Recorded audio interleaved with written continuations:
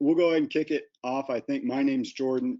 This is my colleague Anthony. We're both attorneys and we both do some cybersecurity practice.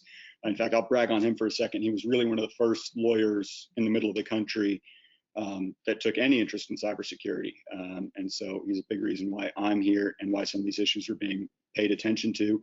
Our talk today sort of starts with a hack of a water plant in Florida and the Scada system there, and then tries to document the vulnerabilities that we have really across our critical infrastructure, the lack of regulation for that, which in large part sort of arises out of the fact that there's very little funding for our critical infrastructure, and then where things are going today. And so as people who are from the middle of the country and from the South, we've seen and worked with many of the clients operating these sort of small town water plants and understand how dire some of the situation can be.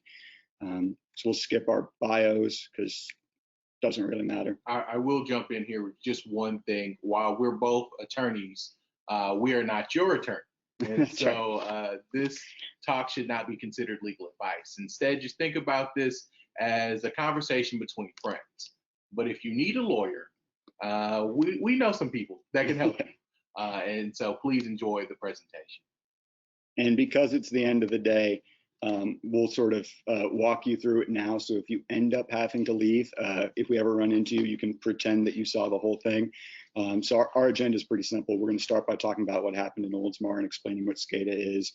We're going to move on to some of the vulnerabilities. We're going to talk about really just the lack of regulation, especially in the government sphere, and how our current system of what's called sector-specific agencies or sector-specific regulation, the FAA regulating everything about planes, the EPA regulating everything about water, the DOE regulating everything about power plants, really doesn't help us here, especially because we now have CISA, and CISA has the capabilities to regulate really all things cybersecurity.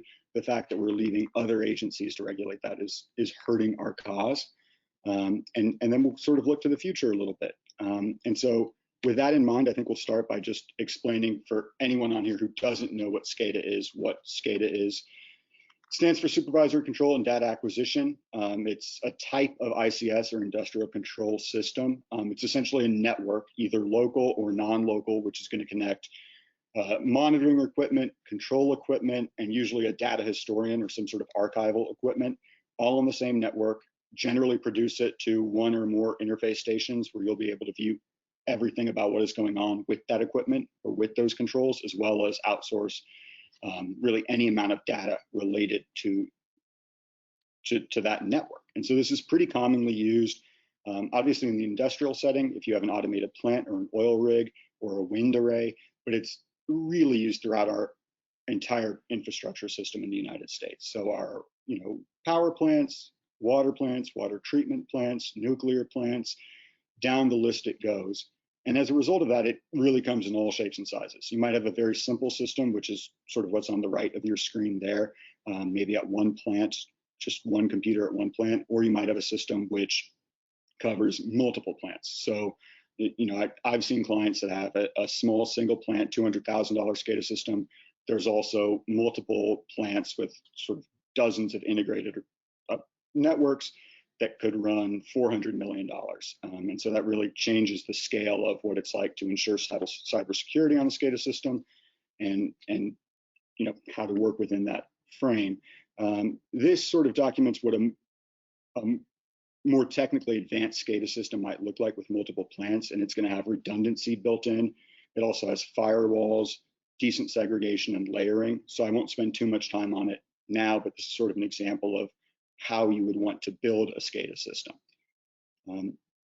Obviously, because there's so many different types of SCADA systems, and because we're nerdy lawyers who would love to tell you every regulation which applies to every different type of system, we just can't do that here. So we're limiting the scope of our presentation a little bit and sort of using Scada as an allegory for ICS, using critical infrastructure as an allegory for all sorts of industrial systems, and then, for our purposes, water plants in particular as an example of that critical infrastructure, both because Oldsmar was recently hacked and someone tried to poison the water at a water plant, but also because our water plants are uniquely vulnerable and really under-regulated. And so there's this, I think, really tragic potential that what happened at Oldsmar could happen at 50, 60, 70,000 plants which in reality have worse cybersecurity than Oldsmar, and happen at the same time. And as we saw in Texas earlier this year, even a limited disruption of our critical infrastructure can have catastrophic human effects.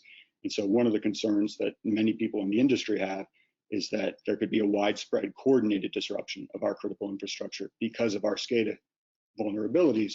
And that could be sort of a tragic outcome. And it's something that is important to discuss with people who are on this call. And I think important for all of us to discuss with people who don't know about cybersecurity. So with that introduction, I will turn it over to Anthony to do the fun part, which is to talk about the Oldsmar water plant hack. Yeah, can you get just the next slide, please, George? Thank you so much.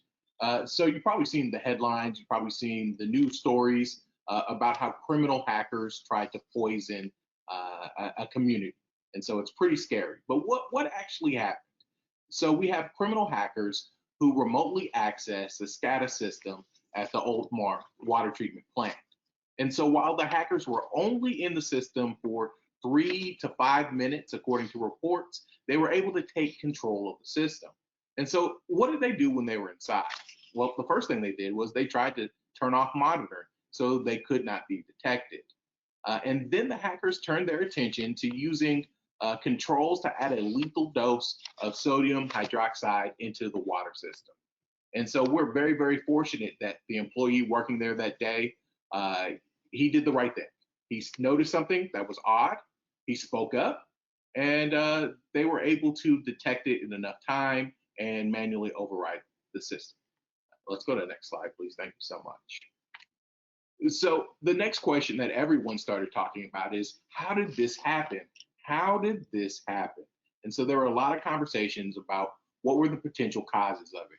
According to Florida investigators, they pinpointed a few things that may or may not have actually caused it. And so one of those issues is the use of the password. What type of password did they use at the facility? And then they pointed out that the facility didn't use two-factor authentication in the system. And then it recycled passwords and shared passwords. And so those are the specific things for that incident, but it points to some other issues with just Scada and water treatment plants in general, that some of them use older computer systems that lack allowing for automatic updates. And some of you may be scratching your head saying, why would they still have this type of thing? But I always like to use the example of our internet, IoT, internet connected devices. So your smart TV that allows you to connect to the internet. The TV is probably going to work for longer than the company provides updates. And so then you have that choice of, do I throw away a TV that works, that's still able to do all of these things, even though it's not getting updates anymore? And so that's kind of the decision that these water treatment plants have to deal with. And so one of the key things is that everyone used the same password at the facility and that they didn't have dual factor authentication. And so as a lawyer, I just want to just take a brief moment and tell everyone watching that if you don't use two-factor authentication in your personal life, you probably should, because it's a wonderful safeguard that just in case someone gets access to your password, they don't automatically have access to your account because they need two forms to verify identity for a login credential. Now let's get to that next slide.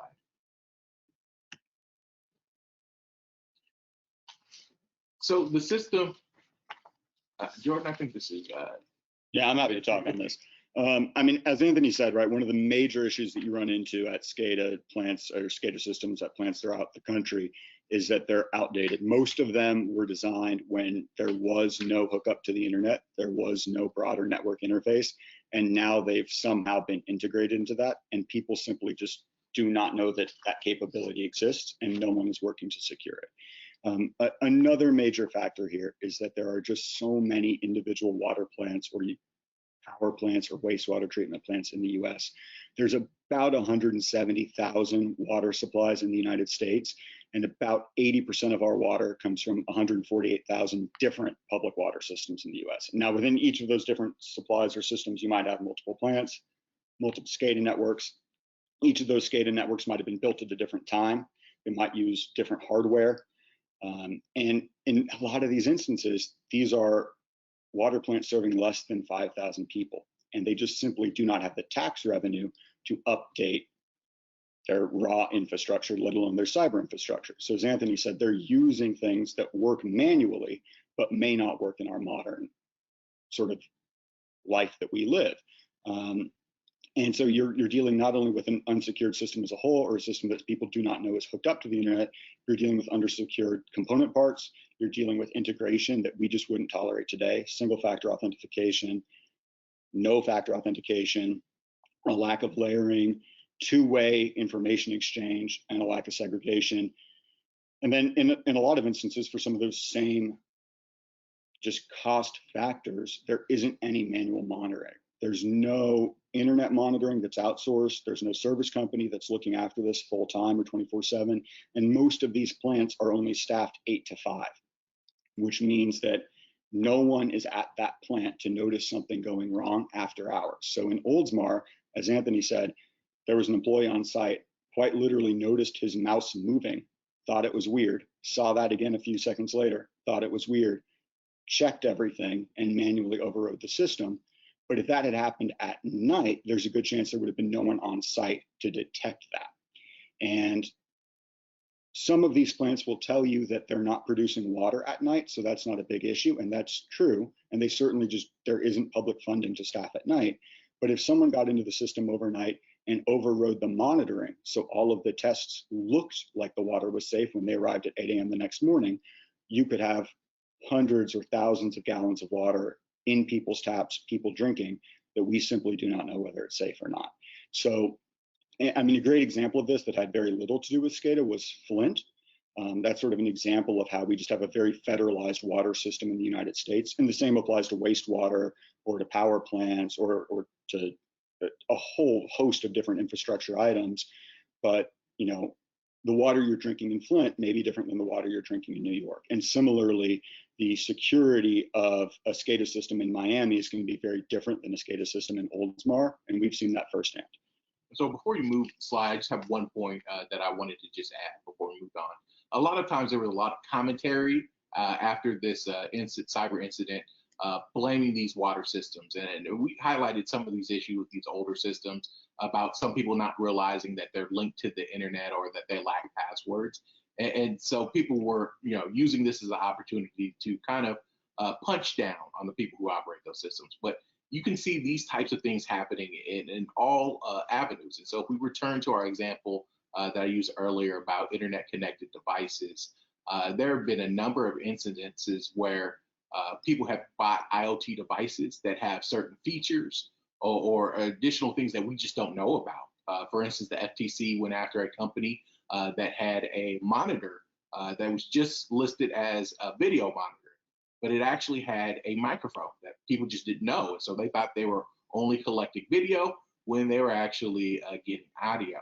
A lot of times these IoT devices have default passwords that we just don't realize that there's an actual password for this. And so these things are happening all across the world. And so while we need to address these for our water system, I don't think this is an opportunity to punch down at the people who actually work and operate in these spaces. Yeah, that's a very good point. And I mean, and if I came off like that, I should apologize, because I mean, honestly, one of the purposes of us speaking about this issue is to bring light to the fact that there just are not resources in many of these water systems to detect this, to understand the nuances that Anthony's talking about, to understand that their SCADA system needs updates. And there's certainly not resources available to fix those updates if they're needed.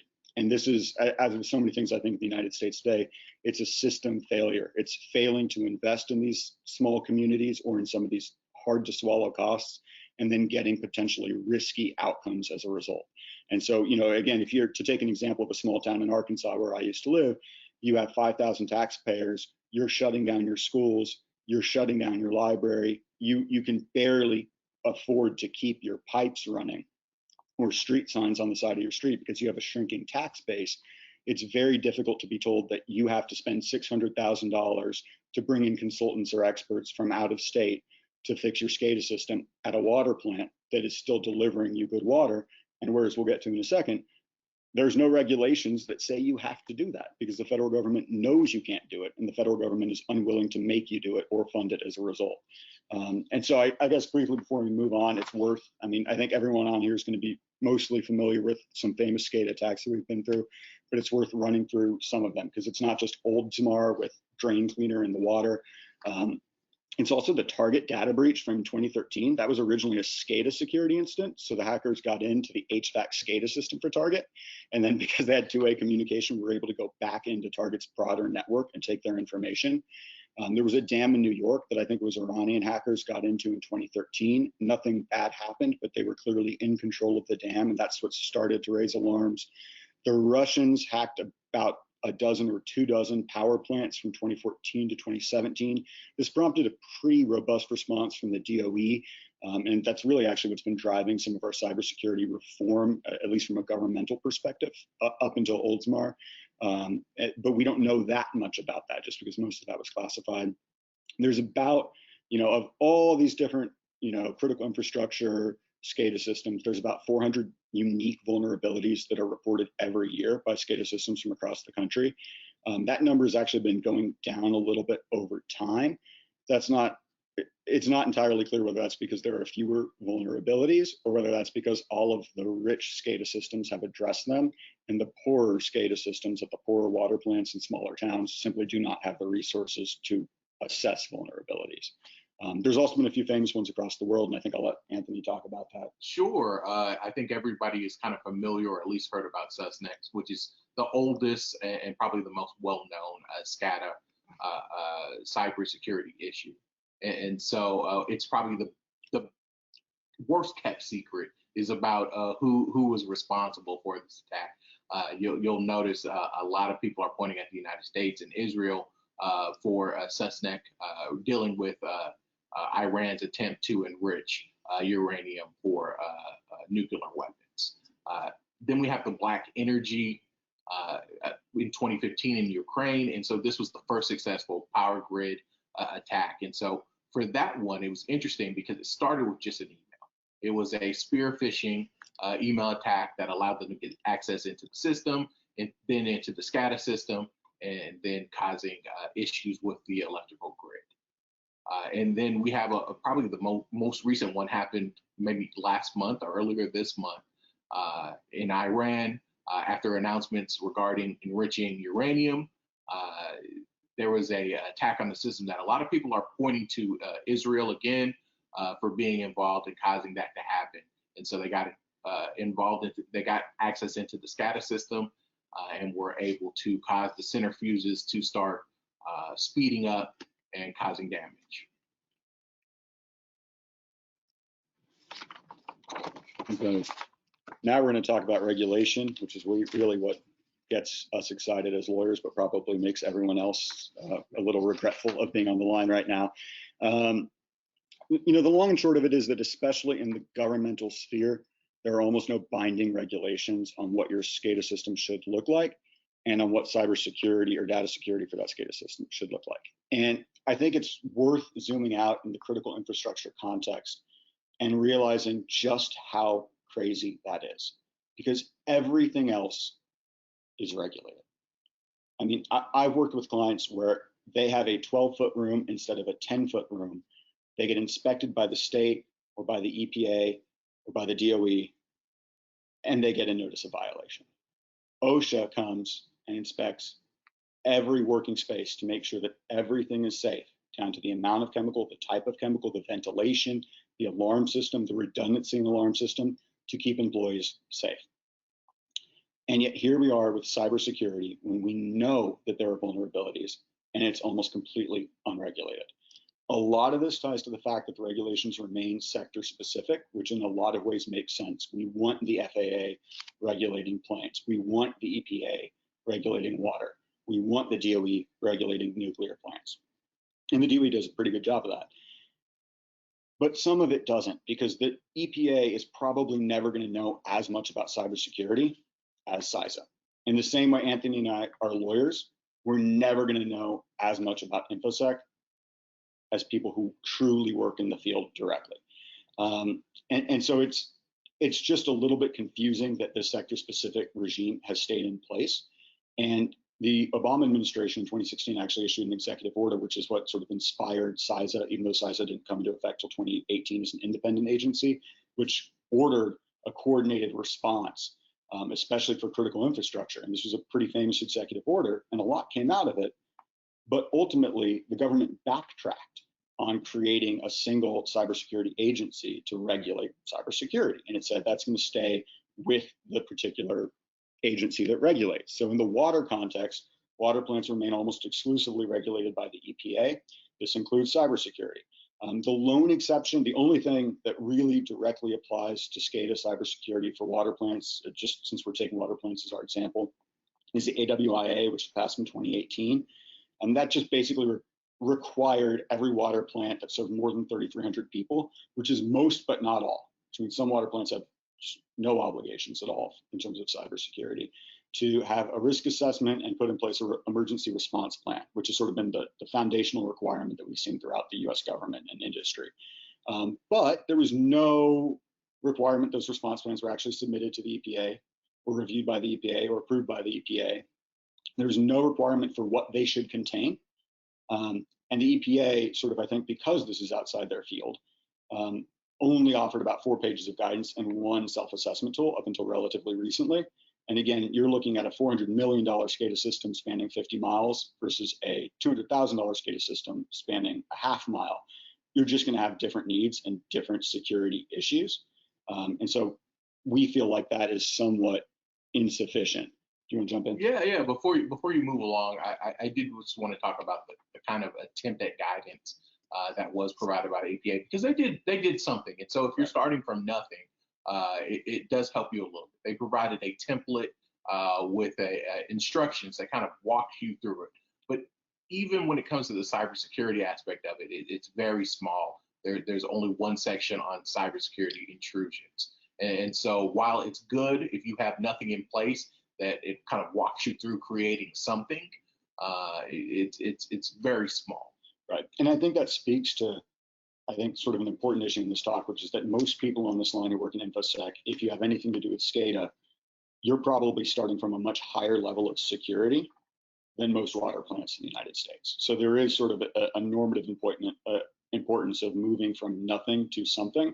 But at some point, we need to get everyone to the same level and then go up from there. I think what the EPA was in many ways trying to do, or what the AWIA was trying to do, was to get everyone to at least comply with the NIST framework, but that just wasn't carried out in practice.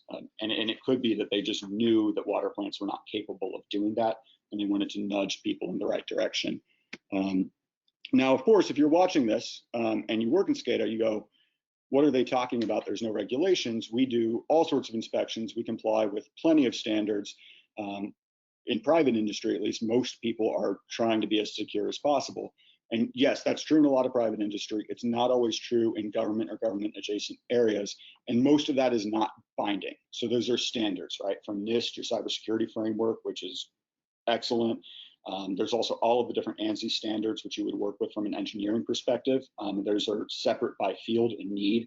The operative one for water plants is the ANSI G430, which is joint with AWA, which is the American Water Works Association, which at least up until recently was really, you would almost say, the pseudo-governmental actor in this field, partnering with utilities and water plants to help assess cybersecurity, implement both the NIST and the ANSI guidance.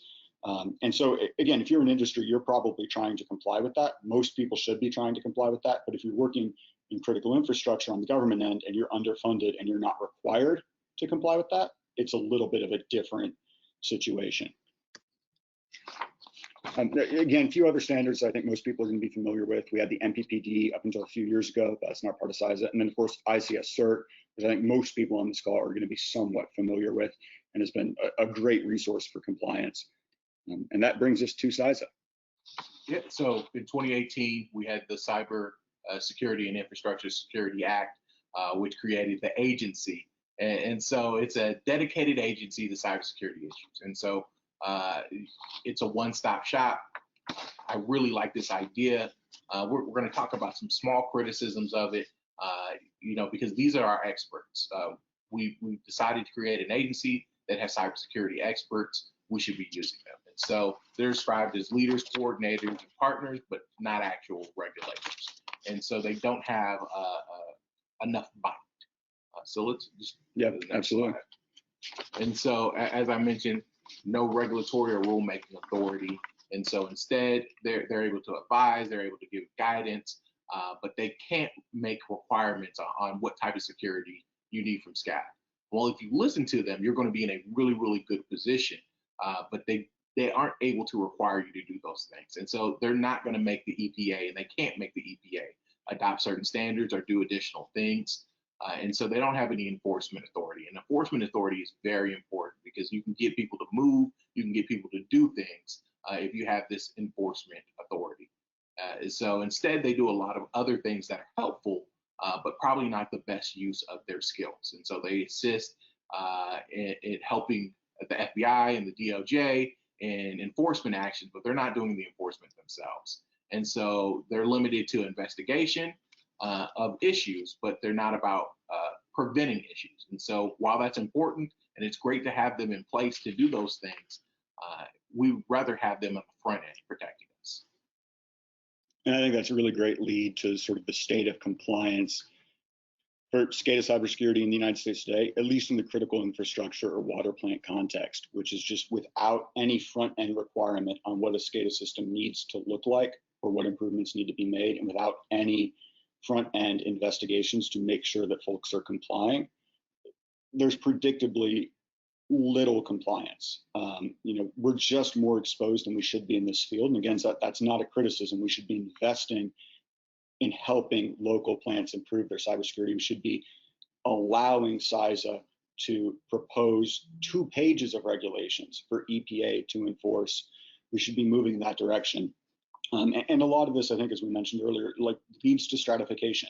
If you have a giant, nice Scada system in Dallas, you're going to have more funds to update your cybersecurity, to update your Scada every 5 years instead of letting it run for 35 years, and you're going to end up with better results.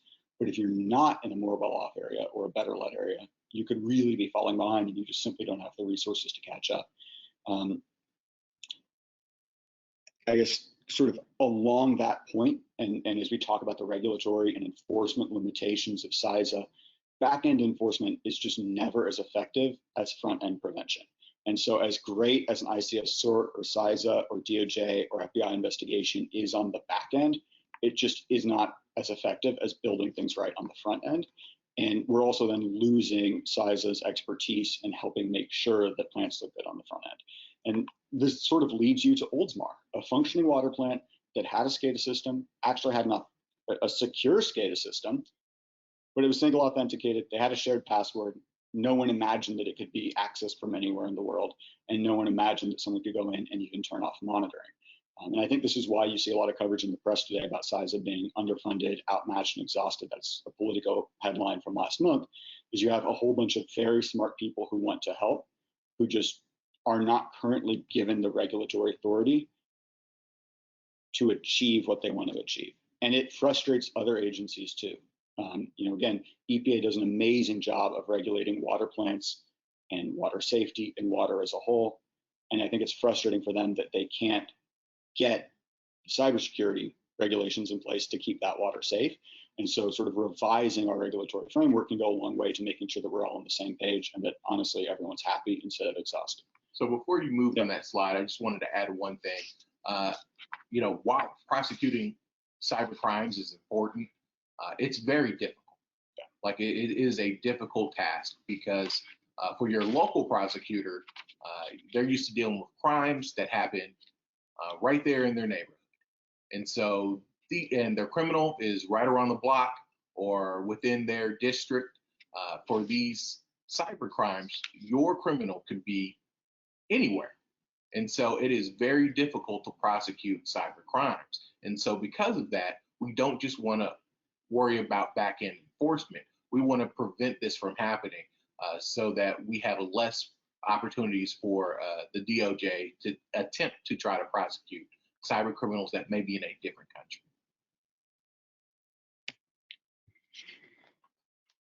And so you've probably gotten the sense from us that we're not a huge fan of the current regulatory scheme for Scada security in general.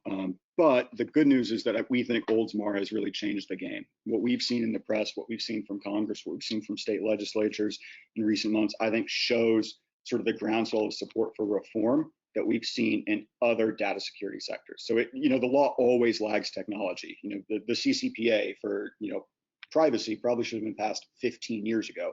It finally caught up to where technology is today. Scada security probably should have been in place 30 years ago, and it seems like Oldsmar may finally be pushing us in the right direction.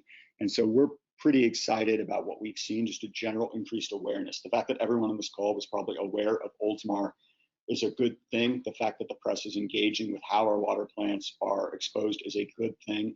And we've even seen the head of the Intelligence Committee in the Senate send, in this case now, I think multiple letters to DOJ, EPA, CISA after Oldsmar questioning what happened. And you could tell from the congressional perspective, they thought this problem was solved. They thought they'd funded agencies. They thought they'd passed the AWIA. They thought the DOJ was on this, and they thought that CISA was on this. And they were genuinely, I think, confused as to what was going on. And we've seen from Congress, a lot of people are not tech savvy. And so the fact that they realized that there was no binding requirement for the EPA to review a cyber response plan, that there wasn't CISA authority to regulate this, that there wasn't any hard and fast requirement. It sounds basic, but learning about cybersecurity and learning about Scada and learning about the limits of the law is something that we need our legislators and our Congress to do. And so we think it's a really good thing that that's been happening. And it's actually led to some action. Yeah. So one thing is the increased funding. And so now you're seeing dollars moving towards agencies, modernization of agencies and technology upgrades. But what I think is really important and probably isn't covered as much is that this change of thinking regarding infrastructure. President Biden has an infrastructure plan that thinks about infrastructure not just as your roads and your bridges, but also the technology that we all rely on related to those things. And so that switching of the mindset to think of infrastructure to include both those physical things and those technology things is really important. And so it's not just the money. Money is important, but it's also a changing of the mindset in our approach of dealing with our infrastructures. So there are all types of other bills that are going out, and I know Jordan wanted to highlight USDA, and so they're soliciting funding requests for water plants based on the available funding, and so that's something that's pointing in the right direction. Could you just talk about that request? Yeah, I'm happy to. I mean, it's more indicative of the changes that we're seeing than I think it is in itself truly significant. But we just have not had the investment in improving infrastructure, especially at, for example, small water plants in a long time. And the USDA and there's other authorities as well have funded these sort of investments, at least through low interest loans to municipalities for a long time. In the past 20 years, those loans have been virtually non-existent, and they haven't really extended to cybersecurity. And on March 15th, the USDA reopened RFPs and has actually requested them for cybersecurity investments at water plants. And I think that there's parallel RFPs for grant applications or loan applications for other types of critical infrastructure.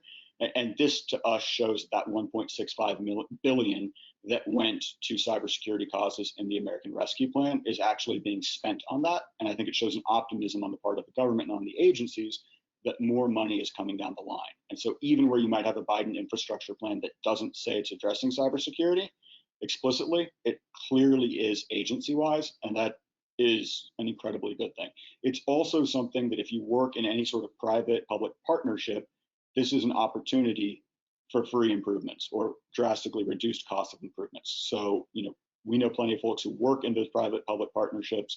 This is an opportunity to go to the public end of that partnership and say, let's go apply for those USDA loans before they're gone. Let's get our foot in the door now.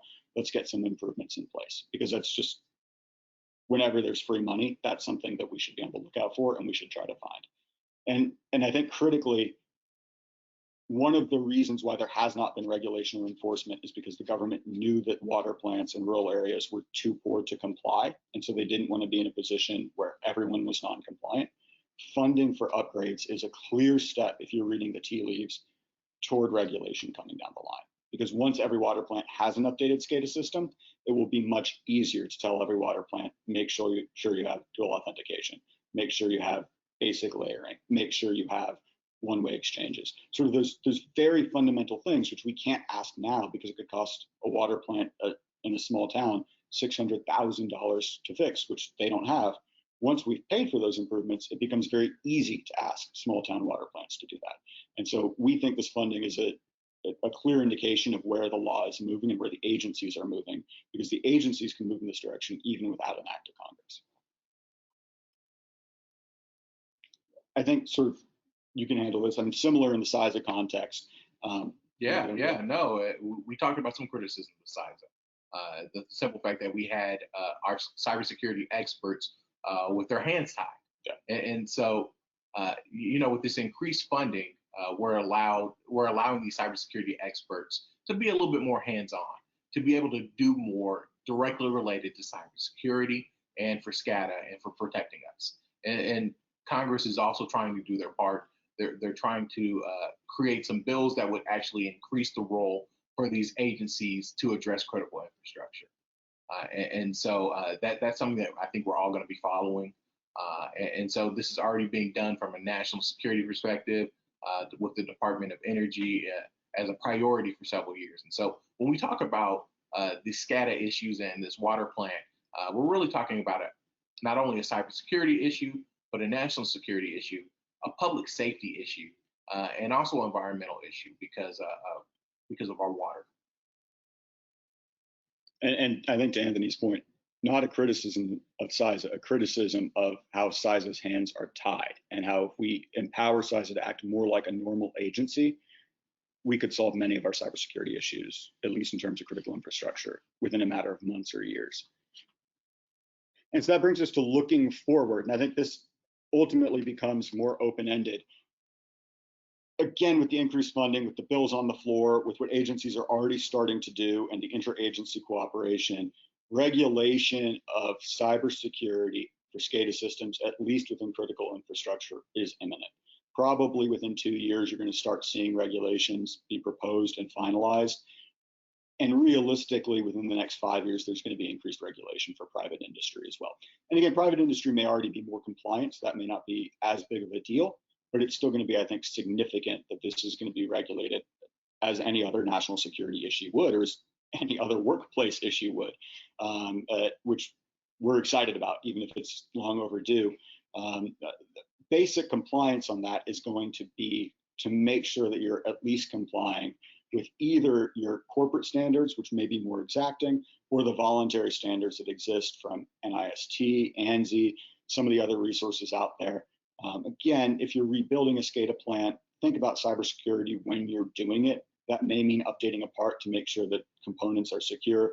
It may mean integrating things, replacing certain lines or networks. It may mean thinking about how you're going to restrict or expand access and the security that you're going to use when you do that. Another factor here, which sort of comes full circle to the beginning, is think about manual monitoring.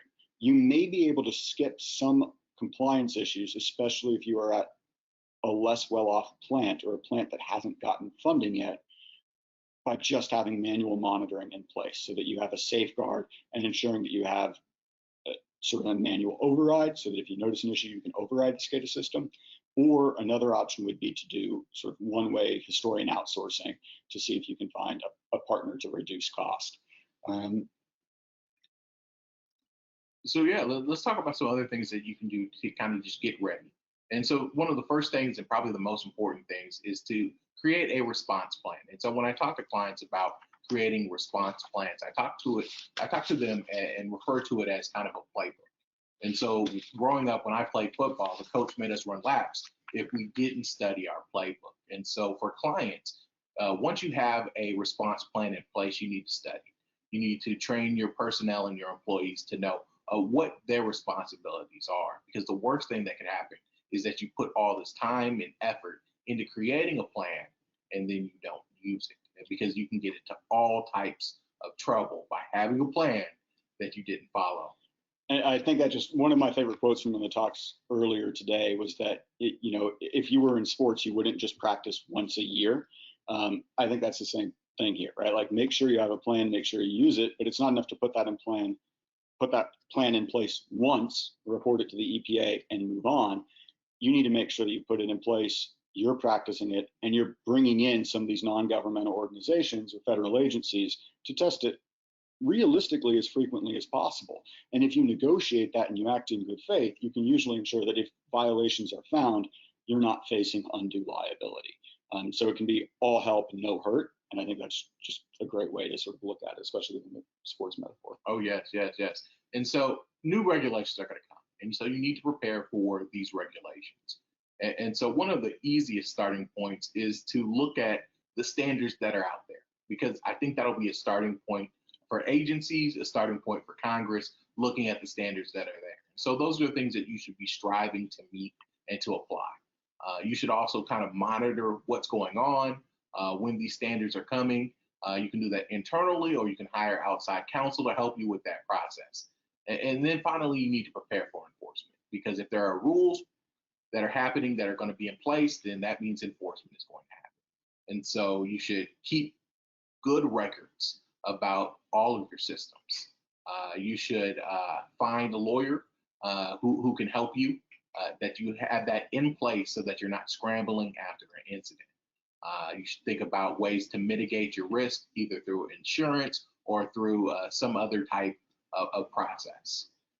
Yeah, and I think on the security effort, the keeping a record of your security efforts, especially if there are multiple actors involved, it can be pretty important to have those records. So if you're a private operator operating a power plant that was built through an REA grant 60 years ago and is still owned by the town that you're operating the power plant for, you need to come in and document the condition of the Scada system there when you arrive. You need to document improvements you're making. You need to document any tests you're running on it. And if you're not allowed to make improvements because it's owned by the nearby town, you need to send requests to the town to upgrade it. You need to show the town why there's a need, and you need to document when the town is not upgrading their Scada system per your request, so that if there's any dispute as to liability later, it's very clear that you as a private operator did everything you could do and you're not at fault. That's sort of one of the lawyerly things that's just important, is when you have that record, it's easier to litigate these issues later. In terms of other things you can be doing right now, take advantage of your resources. And again, most people on this call are going to be working in private industry. They have in-company resources, they have auditors that they like to use, consultants that they like to use. Those are great resources. But if you do not have those resources, there are free resources available that a lot of people don't know about, or they don't use, or they're afraid to use. If you're in a public-private partnership, or you're a public water operator, go get USDA funds right now to rebuild your Scada system. The government may pay for more than your Scada system. They may pay for a whole new plant or a whole new water tower or other aspects that can be great and can allow your Scada system to run for the next 70 years with minimal intervention or upkeep. This photo on the side is kind of weird, right? But you basically see critical infrastructure that was built out into a lake or out into an ocean. Grants exist for that, and there's money out there that you can take advantage of, which I think is important. You can also work with the NGO actors like AWWA to comply with existing standards, partner, collaborate. You're getting someone else to basically do part of your work, part of your internal auditing and external consulting for you free of charge, because it's serving the public interest, which, whether you're a private or public operator, when you're running critical infrastructure, that is in the public interest, which is why some of these resources are available to both types of actors. It doesn't matter who's providing water to the town I'm living in. I want clean water. And presumably so does the US government. That's why we're so excited about the regulatory reform and the increase in funding. And it's one of the reasons why we want folks to take advantage of these resources. And even CISA has, they cooperate, they partner. Right now, that's really all they're allowed to do because of the regulatory limitations. But you can call CISA, you can get a CISA audit, you can work with CISA. And I would really advise you to do so now, because not only are you getting government subsidized benefits, but there's no regulations in place right now. So if you work with one of these organizations, or you work with CISA and they identify features that you need to improve or cybersecurity shortcomings, right now that's a success story for them. They helped someone improve their cybersecurity. 2 years from now, if you have those shortcomings and it's in violation of a regulation, you could be liable for damages. You could be liable for other bad outcomes that you don't want. So there is actually a window right now, I think, to take advantage of resources and to improve. Well, everyone's happy to see improvement, and before anyone blames you for being behind. So especially if you're a publicly owned utility or a small town, I think now is the time to take action. And again, some of these same things are going to basically be available to private operators. It can be a little bit more complicated. You may sometimes need a private-public partnership, but they're just our resources. It doesn't mean that they're better than private audits or consultants, or if you're at a larger company, in-company audit. Oftentimes they're not, but they are a second look, which is important, and they are affordable if you can't afford those internal resources. So one important thing to remember is that doing the right thing, having good habits, they pay dividends. They help out so much. And so the approach that everyone should take is to be mindful of cybersecurity issues when maintaining your system. So if you have an old system, you should see if it needs to be upgraded. Oftentimes, a system may still work physically, even though the technology is outdated or you're no longer being able to get updates. And so that may be a reason for you to upgrade, even if it's physically still able to complete the task. You need to train your staff on handling security incidents and identifying the right approach. As we talked about with that Oldsmar incident, the employee was the saving grace. He saved the day. And that's because he was trained. That's because he was confident enough to speak up. And that's something that's super important. And then we talked about a plan earlier, but you should have a plan. You should study a plan. It should be in place. Now, if you have a newer system, if you're fortunate enough to have a newer system, then you need to listen to the technology team, the people who are going to add upgrades, who are going to patch your system, and you should follow their advice. You should secure your components and make sure that everything that's integrated and connected is also secure. And to beat a dead horse on that, I think make a record of all of those things. One of, our view is from the legal view, the more you can document doing all of these good habits, the more, if you ever get into trouble, you have that as a defense, which is important for risk management and limiting liability. And I think that pretty much wraps it for us. I mean, I think our takeaways are that we got very lucky in Oldsmar, which is atypical to get lucky. But sadly, Oldsmar is typical of how exposed our Scada system is. And Scada attacks are increasing. I think that as we get into the age of cyber warfare between the US and adversaries, we should be very concerned about this. And so I'm glad that changes seem to finally be coming about. We're always happy to talk more about what those changes are going to look like. A lot of it is tea leaf reading right now, but if we can simply get everyone up to a baseline level of security, it would minimize the fear, I think, that 50,000 water plants are going to go down at the same time, and 50,000 wastewater treatment plants are going to put out sewage sludge into your drinking water through a cyber attack. And those are things that truly do keep us up at night, and I think keep the professionals at CISA up overnight as well. So again, identify your resources, comply with all requirements that you think are necessary or that currently exist, and then work to get it ahead of the game. I think that's pretty much it for us. Yeah, thank you so much. Yeah, so if at all possible, if we could get you to hang on and maybe answer a few questions. Yeah, sounds great. Yeah, love to. All right, and it's what, almost 5 o'clock for you all, right? 5 o'clock. So we're sorry to keep you all the way to 6. I was trying to talk fast to get everyone off the line, but then I just talked more. So No, it's fine. I mean, that's the expectation. We go to 6 o'clock with this conference. Yeah, so it's fascinating. First of all, it's great to have lawyers preventing at BSides Knoxville. That's a first for us. We've always been a bit different from the other BSides. There's over 130 BSides cybersecurity conferences worldwide. It's intended to be kind of like a regional community type thing. But where we started out, one of the companies that helped build BSides Knoxville actually had a research center in Israel, in Tel Aviv. So we've always been kind of global. We've always kind of attracted talks from all over the place. So it suits us. It fits our model. But yeah, so yeah, very sobering topic, as somebody in the Discord put it.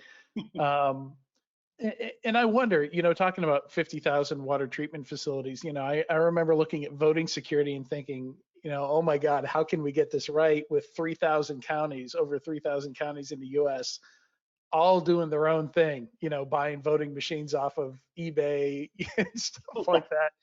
And now you're telling me that the number of water treatment plants, like, subdivide that 3,000, by a few orders of magnitude more, and hundreds of thousands of these facilities. But I wonder if that's not a saving grace, the fact that you can't hack any one point and get kind of wide scale destruction or anything like that.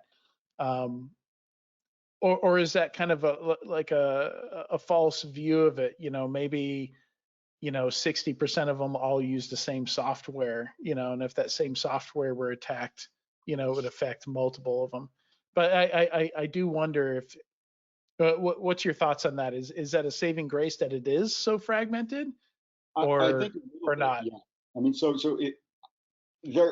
it is remarkably fragmented. There are several software companies that, in terms of modern SCADA systems, are used everywhere, and that's similar to what we're seeing with modern systems everywhere, right? You think of a SolarWinds hack, but in terms of these plants that are truly starting from nothing security-wise, they are all different. I mean, this is every shape and size. So to get all of them at once would really require a nation actor or a state actor coordinating attack with thousands of actors at the same time, which is, we know, possible, but I think, to your point, much more difficult. A lone wolf could not bring down thousands at the same time.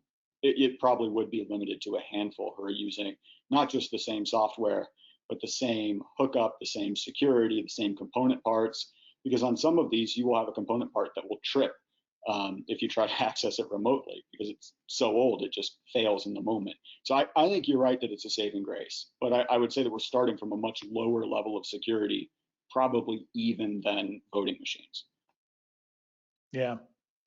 So I think here regionally in East Tennessee, I'm not aware of any full-time cybersecurity folks at water treatment facilities. I know our electrical utilities do have some full-time security folks. So we're Tennessee Valley Authority is big here. KUB here in Knoxville.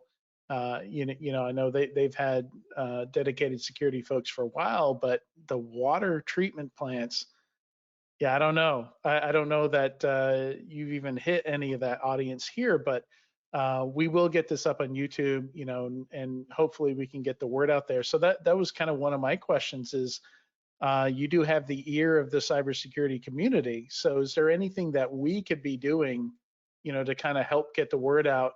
Like it's shocking to me that one of the things you're focusing on is, hey, the USDA has grants, that people are not using, like the money's out there, and people are, some of these utilities are maybe not even aware of it. So that's a bit shocking to me that, it sounds a little bit like you're trying to get kids to go to college, and hey, there's Pell Grants. Like, like most of these these college grants end up going unused.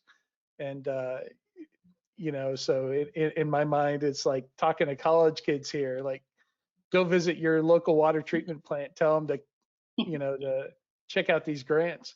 So do you know what is the name of the grant that, where should they be going, I guess, first of all?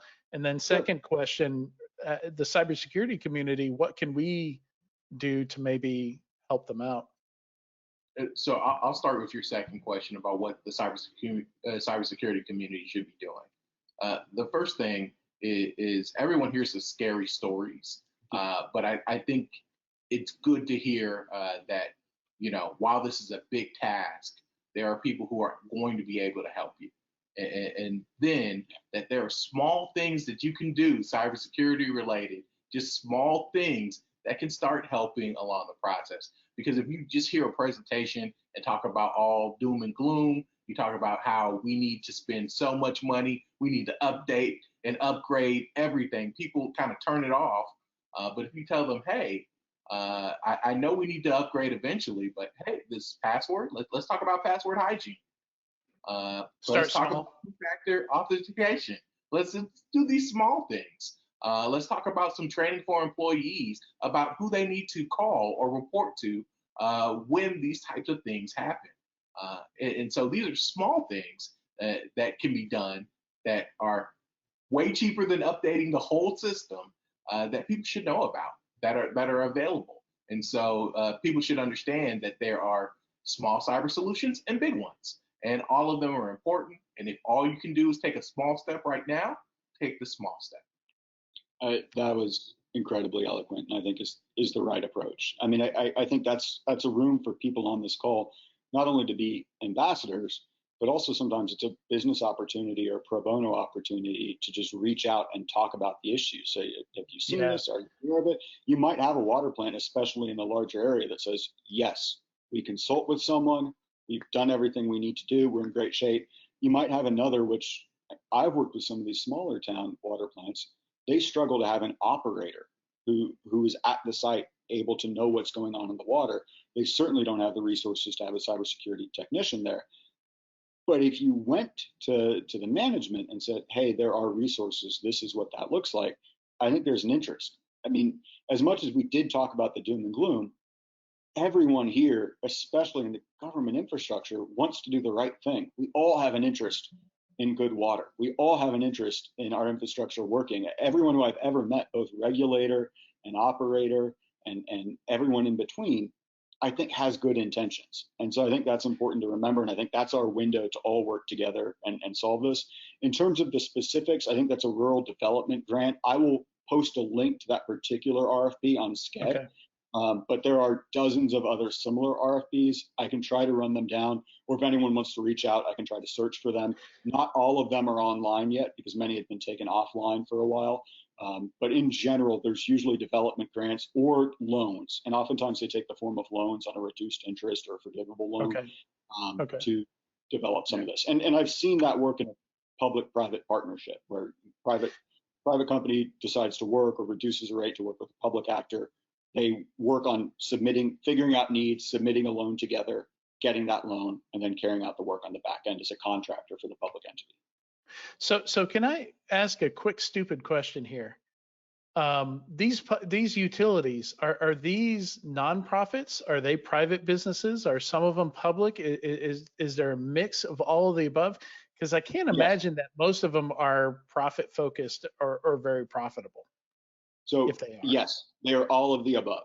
So a lot of utilities are still locally owned. So if I have the city of XYZ will own their water plant, and they will try to operate their water plant and hire people to run their water plant, and that's essentially a subset of the city. It's also pretty common to see it done as some sort of a public trust or a utilities association, where it's technically separate from the city, but it is wholly funded by the city. And cities do that to get a tax assessment to pay for it. So you'll pay So it's a mix of everything. It's a mess. Yeah. And then you'll have private operators who are hired to run that. A lot of cities will run out of money to pay for their own water treatment. So they'll go out and hire a private operator. Some are purely private and just simply supply. And then some are somewhere in between. So TVA is a great example of a semi-governmental, non-local organization. And that's one of the reasons why it's one of the gold standards in the industry. I mean, I didn't realize it was.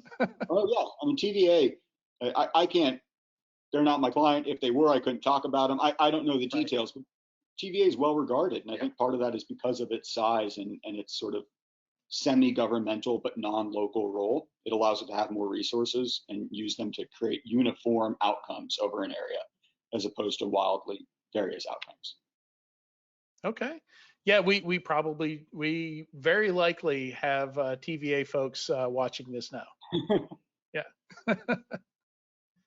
All right, excellent. Let me see if we have any other questions here. I think the main thing was asking about the, how to find those resources, USDA, the low interest loans, some of that as we maybe think about reaching out and helping here. Because I imagine out of those 150,000 plus, plants that you mentioned, probably very few of them have any kind of dedicated cybersecurity folks. So, might be might be a lot of pro bono necessary here. You know, maybe this is something we create a push for in our industry, you know, for us to step in, contact them, help out where we can.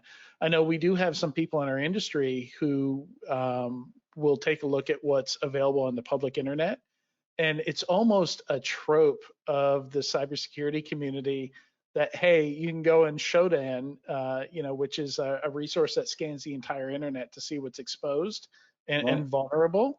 And, you know, like if you have any idea what you're doing, you'll find a water treatment plant in 3 minutes or less or something like that. You know, there are screenshots everywhere because, you know, you see this old software, you know, from like the mid 90s running on Windows 98, something like that. And it's got the little diagram of the, you know, for the chemical release and the, you know, I don't know the right terminology for what we're looking at there, but yeah, you see a lot of breweries and water treatment plants on just wide open to the internet. Like click here to release chemicals. All of our essential. So yeah, if we can help in any way, you know, that might be a cause for us to latch onto as a conference. Who knows? Sounds good to us. This was so fun talking to you about these issues. Thank you so much for allowing us to speak. Yeah, no, it definitely seemed super interesting to us, and I'm glad that we chose your talk. We do blind reviews, and we had never received a submission like this, so we were immediately interested, you know, to see what it would be like, and I don't regret it. Well, thanks for having us. Thank you. All right, really appreciate it, and you guys are the last talk, so I'm just going to wrap up the conference a bit here. You can stick around if you want to for that.